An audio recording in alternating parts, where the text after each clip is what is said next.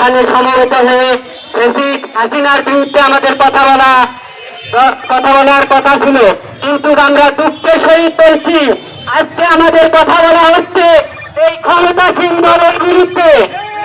তারা এই ক্ষমতায় যাওয়ার আগে প্রতিশ্রুতি দিয়েছিল গণভোটের রায়, জুলাই সনদ পূর্ণাঙ্গ বাস্তবায়ন এবং জুলাই অভ্যুত্থানে যে ভাই ও বোনেরা শহীদ হয়েছে তাদের হত্যাকাণ্ডের বিচার করবে।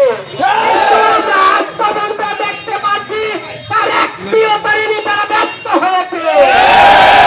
আমরা বলতে চাই আজকে যে জুলাইয়ের শহীদের রক্তের উপরে আপনারা ক্ষমতায় বসাচ্ছেন, এই ক্ষমতায় বসে দেখে আপনারা যে তাল বাহানা করতেছেন, অবিলম্বে তাল বাহানা বন্ধ করে জুলাই সনদ বাস্তবায়ন, গণভোটের রায় ও হত্যাকাণ্ডের বিচার করুন।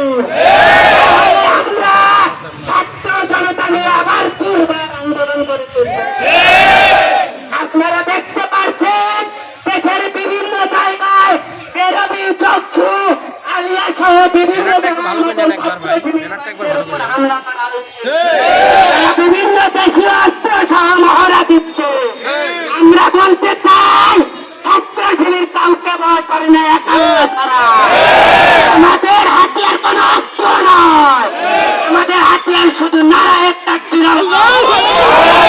আমরা এই কাফেলায় এসেছি শহীদি তামান্না নিয়ে, আমরা কাউরে চোখ রাঙানোতে ভয় পাই না।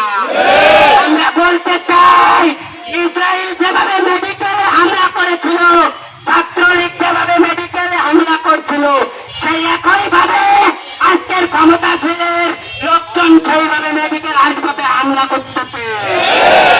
ইসরায়েল এবং ছাত্রলীগের যে অবস্থা হয়েছিল, আপনারা যদি এই কার্যক্রম করতে থাকেন তাহলে আপনাদের ওই একই অবস্থা হয়েছে।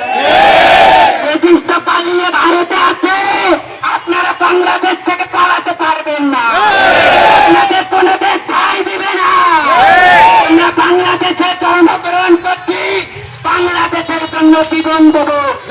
এই বাংলাদেশে কোন অপসাংস্কৃতিক অন্যায় হতে দেব না।